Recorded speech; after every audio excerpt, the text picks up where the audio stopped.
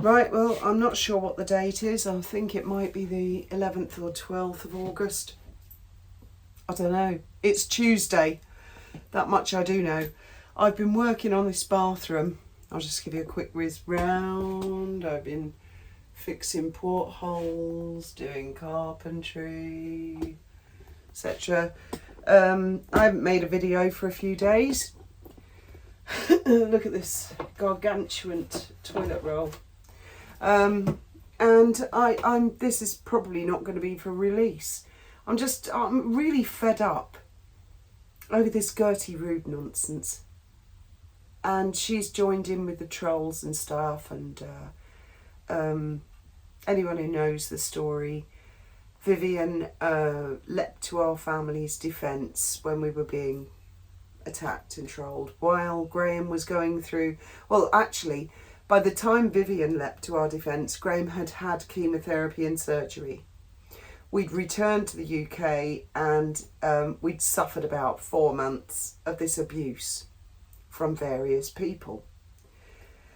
And Vivian just out of nowhere, I never asked her, we weren't in touch. I was accused of employing her, asking her. Trevor was accused of employing her, asking her. No one asked her to do it. She just leapt forward. And she was a staunch ally for a long time. But one of the people who had been sort of joining in and being critical was Andy Gifford, Andy the Gabby Cabby. Well, when Graeme died, Andy sent the most magnificent email to Trevor. Now this is going to sound weird. He didn't send it to me, and he didn't send it to Vivian. And I understand why. Because I'm sure he felt, Fiona's a bit hot-headed and reactionary, Vivian even more so, and he wanted to talk to Trevor, and Trevor had emailed him. There'd been a bit of an exchange. Anyway, the upshot is Andrew sent, it wasn't just a short email. Trevor read it out to me over the phone. He never sent me a copy of it. He read it out, and it took him 20-25 minutes. And he's a fast reader. And I was absorbing all of this while he was reading it out to me. And it was one of the most astonishing and loveliest emails I've ever heard in my life. And it wasn't like, oh, I'm so sorry, I do apologise. It wasn't like that. A lot of it was Andrew's heart and soul. And it was what you would call heartfelt. I can't describe it any other way. And he had even addressed Gerty Rood in the letter, as if he wanted Trevor to tell her, but Trevor was not speaking to Vivian at that point. He just, not that they'd fallen out, Trevor just had said months before, Vivian is an unstable person. She just goes off the deep end. Anyway, so I contacted Viv and I said, Andrew has sent this lovely email. Primarily, he's addressed Trevor. Then he has addressed Graeme. Then he has addressed me, and then you, Viv, in that order. And she was not happy. She said, if you and Trevor dare forgive Andrew Gifford for what he's done, and actually, on reflection, it was bad at the time, but all of that sting has gone because of how Andrew emailed and spoke, and we're all fucking grown-ups. And so Vivian is basically punishing me and Trevor for daring to forgive Andrew. And, it goes further than that. Then she starts going on about young children with special needs. I mean, what she's talking about is Foxy 313. I'm not sure how old he is now. I think he's older than my daughter, certainly than my son. I think he was about 22, 23 when Graeme first discovered him. And Gerty Rood has made all sorts of disgusting suggestions that I sort out somebody particularly in order to groom them. I mean, it is just disgusting and sickening, really sickening. And I'll tell you how it came about. During Graeme's chemo, we were on the boat, and I watch Van Man Talks, Mark.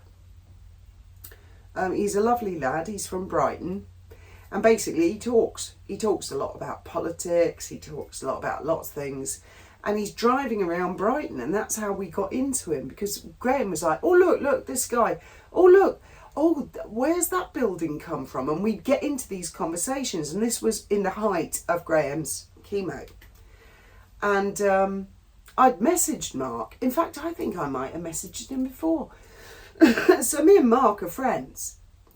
And because Graeme kept looking up Brighton, because we were being nostalgic, because Graeme was going under chemotherapy and we weren't sure what the future held. And a Foxy 313 popped up. And Graeme discovered Foxy 313. And he listened to him for a bit, and then he said, this guy says he's friends with David Abel. Now, I remember David Abel, so did Graeme. David Abel was a guy during the COVID lockdown who was on the Princess Diamond, and he and his wife would do video blogs. They'd upload them. We lived for their video blogs. We were like, oh, what's happening? And they caught COVID, and then they were reporting every day on their symptoms, and it was the early days, and we didn't know what to think. And that is how Graeme ended up, and he would comment lots on Foxy's videos, and Foxy would always reply, long replies. And then I can't remember how it came about.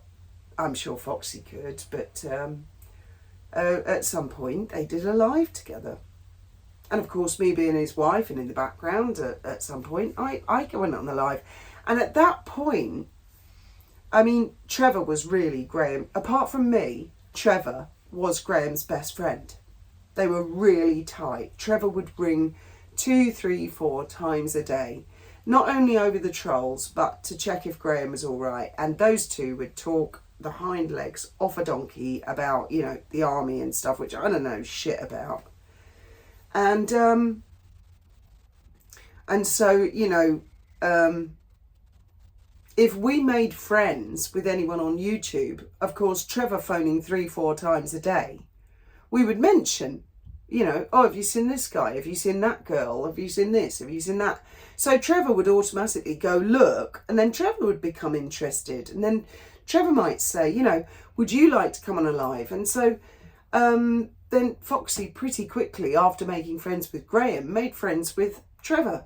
Not so much me, you know, I wasn't really involved at all then. It was later on.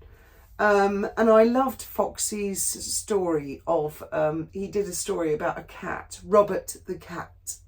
And I really, really enjoyed that. And it was a story he'd made up himself. And during this time, the trolls were saying, oh, they're grooming Foxy. Oh, look at that.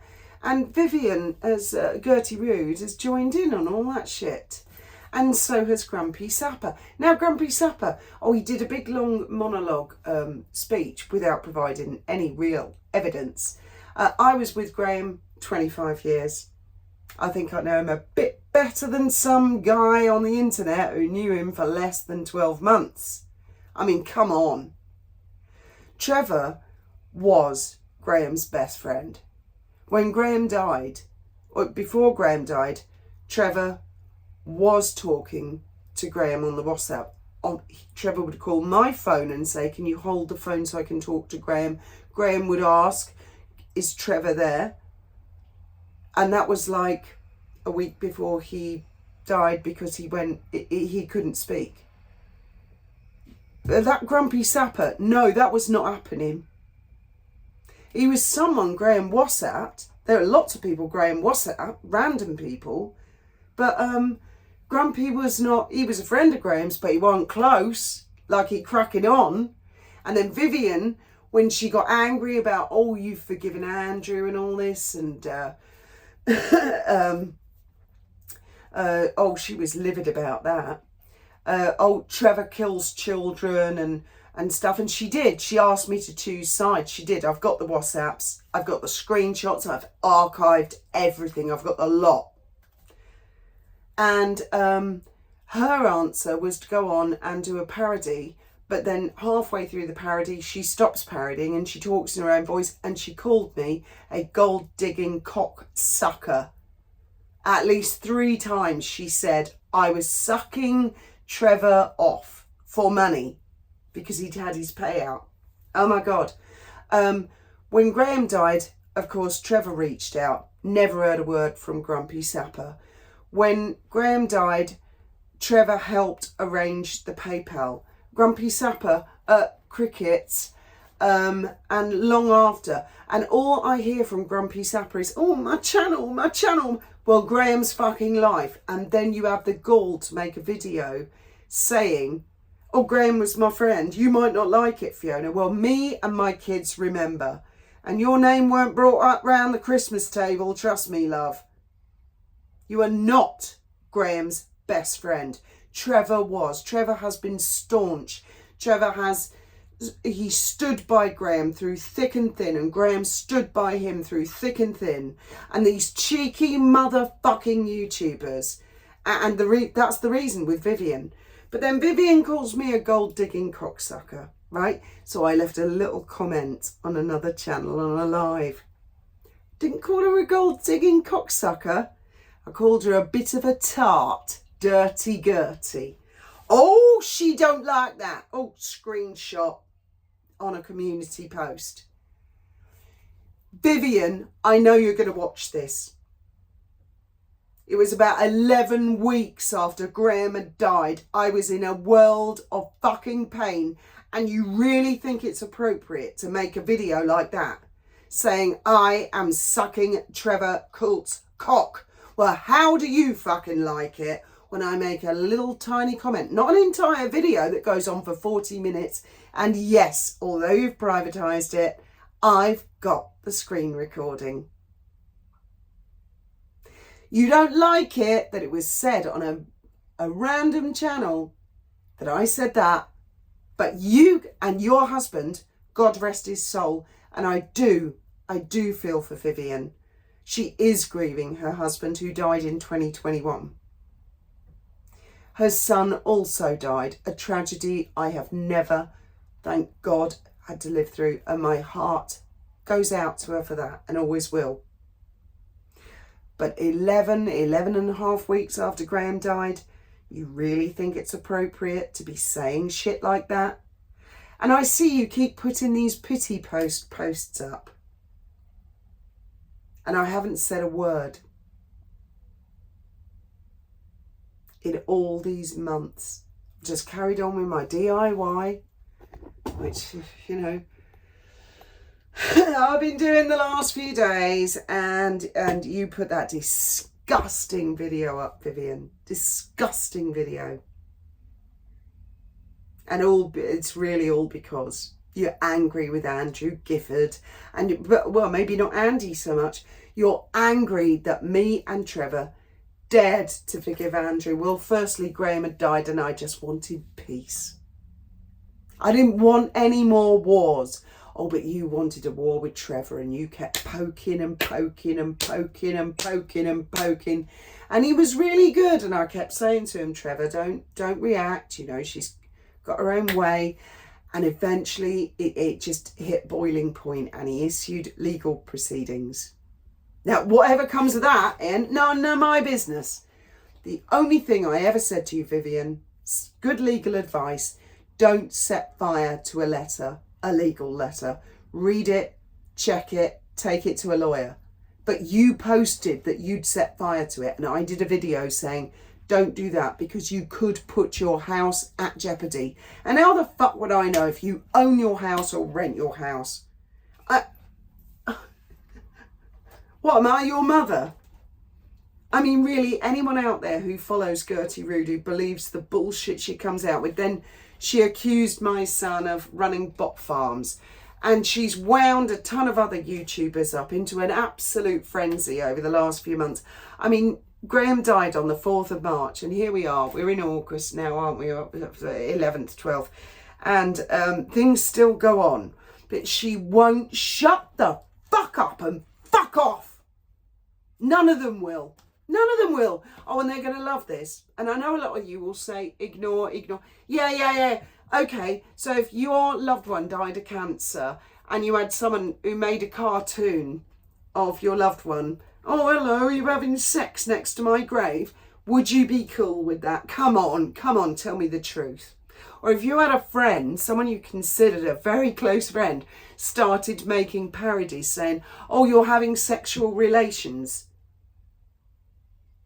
Really? Would you really ignore? No, Vivian has behaved despicably. Now, that may be because she is grieving her late son. It may be because she is grieving her late husband. It may be because she is angry that Trevor and I had the audacity to forgive Andrew Gifford, Andy the Gabby Cabby. I don't know what her motivations are. I don't know what the others' motivations are. That grumpy sapper, whatever his motivations are, I can tell you as his widow, and I'm certain I could get Benjamin and Faith to attest to the same because they were in the hospital room for the last 10 days, that grumpy sapper is not Graeme's best friend. And as for Foxy, I've been accused of attacking Foxy. All I said about Foxy was, I did not see that what Trevor sent him in those emails was bullying. Foxy and his mum went on and did a big monologue where they put in their own interpretation in. I said, I don't want to know. I wash my hands of it. Oh my God, I've had nothing but shit over this since Graeme died. Nothing but shit over this. I don't want to know. And I have washed my hands of Foxy. Graeme would be appalled, disgusted. And anybody who associates anybody with that girl who has a channel who made a skeleton cartoon of my Graeme desecrating his name, anybody, including people who've now agreed to be their moderator, Grumpy Sapper, you moderate. Where was your outrage, Grumpy Sapper, over that troll account making a cartoon of my Graeme? Where was your outrage? Oh, that's right, there was none. You are a moderator for her. I've got a screenshot of your blue spanner. You sick fuck. Well, this is more of a video diary. Probably go down. And then everyone will go, oh, Abby's drunk. Oh, she's drunk. Yeah, I've worked like a fucking bitch for the last 3 days on this bathroom. I've worked really fucking hard and I'm goddamn proud of myself, and I'm relaxing with a drink and I'm talking to you guys or doing a video diary, and I'll probably put this up on Graeme's channel. And you can suck it up, Sapper. You can suck it up, Gerty. I mean, it's pathetic that adults behave like this. A man died and you hounds went after his widow and children. That's the bare bones of the fact. And anybody who condones them is moderating for them or is friends with them. Oh, and before I hear that, oh, but you're friends with Canda. Did Canda make a cartoon of a dead person? No, I don't think he did he? Did Canda call someone a cocksucker? No, I don't think. Did Canda accuse a widow of... No, I don't think he did any of those things, did he? No. I think he created a channel to call your bullshit out. But that's the truth of the matter, Vivian. I mean, I could... Want me to edit in some of the things you said, calling me a cocksucker? Want me to release some of the WhatsApp messages I sent you, giving you legal advice when certain people wanted to take you to court and you were panicking? Want me to release that? No, I won't. But I'm not going to sit back. Graeme is my red line, basically. He's my red line. And Vivian, your husband died. Why do you keep making videos and posts saying that you are a grieving widow? And I appreciate that. It doesn't matter how many years have passed. Doesn't matter how much time. Oh, despite the fact your friend ORMV said... Fiona, we'll give Fiona 2 months and she better shut the fuck up about it. it doesn't matter how long it's been. But the point is, it is more difficult in the early stages. And you chose that moment, that 11.5 weeks to attack. And I'm really shocked at Foxy joining in and making friends with the people who desecrated Graeme's name. Sickens me to my gut.